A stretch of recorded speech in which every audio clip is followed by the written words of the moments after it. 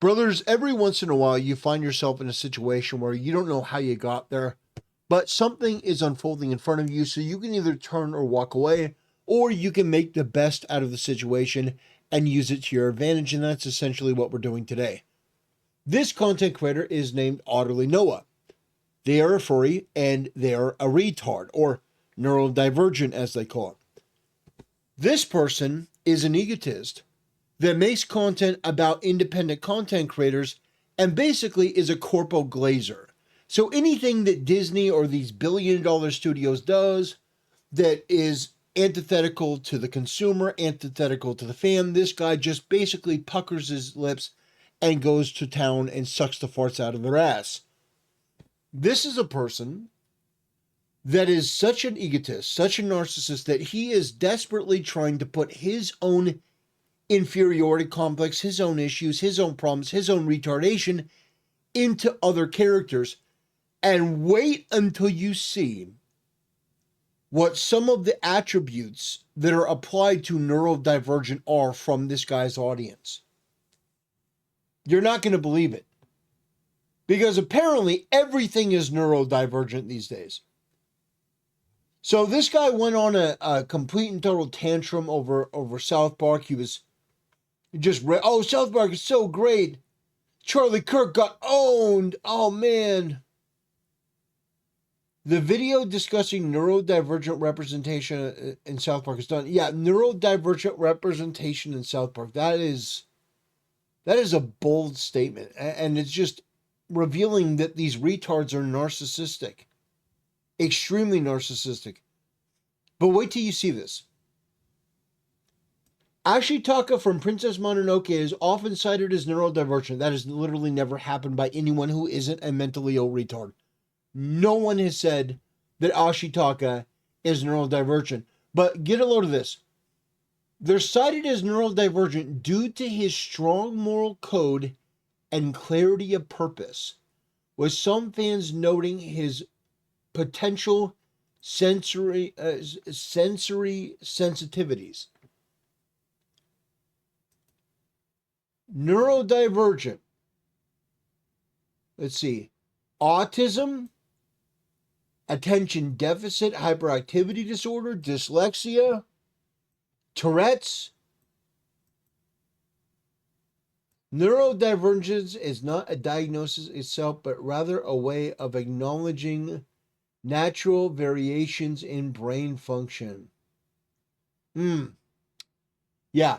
Buzzword bullshit for retard. It's the word retard for narcissists who just don't want to use the word retard. But it is astonishing to me that strong moral code and clarity of purpose is now neurodivergent. Ponyo, she's endlessly devoted to her friend, has a special food she loves, and is kind to people in ways they don't immediately understand. Wow. It's so much to unpack. These people are so narcissistic and so arrogant, they have to make the characters fit within their mental illness framework. It can't just be that the character has a food that they like, is kind to people, devoted to her friends. No, it's got to be she's neurodivergent. This is who and what these people are, and that's why I think it's important to highlight this, because these are the type of people that we have to deal with in media. And by the way, when these corporations tank billion-dollar franchises that were once some of the most popular in all of entertainment, people like this run to the defense. Say, no, it's fine. It's fine. No, it's perfectly great. And the thing is, that would be okay if so many franchises hadn't taken a hit, if so many people hadn't lost their job. We're looking at layoffs across the board in both Hollywood and especially in gaming. Oh my gosh, in gaming, it's a bloodbath. Look what happened to Microsoft. Microsoft was selling Windows 95 or Windows 98 shoes. I think it was Windows 95 or 98. It could have been Vista. I don't know. They were selling nostalgic shoes. Maybe it was Windows XP. Who cares? The point is they were selling shoes, Crocs, about their Windows software. And then a couple hours later, they just announced that they're canceling a game and laying off the whole team. Wokeness is a thing. It is real, despite what these narcissistic retards say. And it is an absolute killer.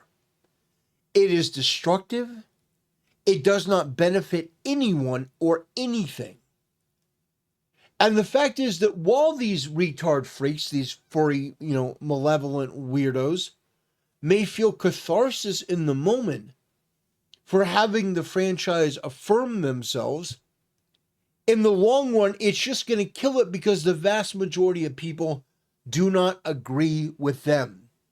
Reality does not agree with them. Society does not agree with them.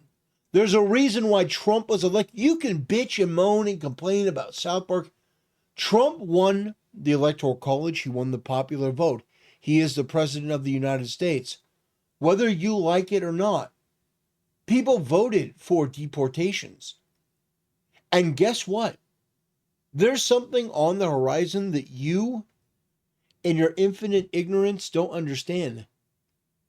Is that Trump is losing the younger generation. And some people may say, well, he's losing them because he's going too right-wing. Oh, no. No. He's losing them because he's not right-wing enough. Trump is a 90s Democrat. People in the younger generation, they want the mass deportations. They want the criminal illegal aliens rounded up and sent home.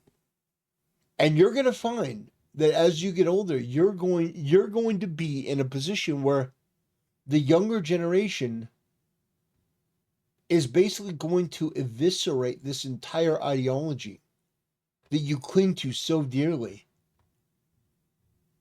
It's going to be a rough 5 to 10 years for this guy.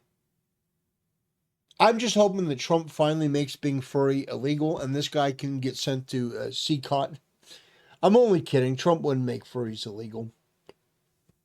At least I don't think he would. But anyway, yeah, I wanted to take a moment to talk about this. Not going to take too much longer, but I want you to see with your own eyes how narcissistic these people are, how desperate they are to cram in their own issues into beloved characters to the exclusion of all else. Anyway, ladies and gentlemen, I want to thank you for watching. I want to thank you for supporting the channel. See you next time.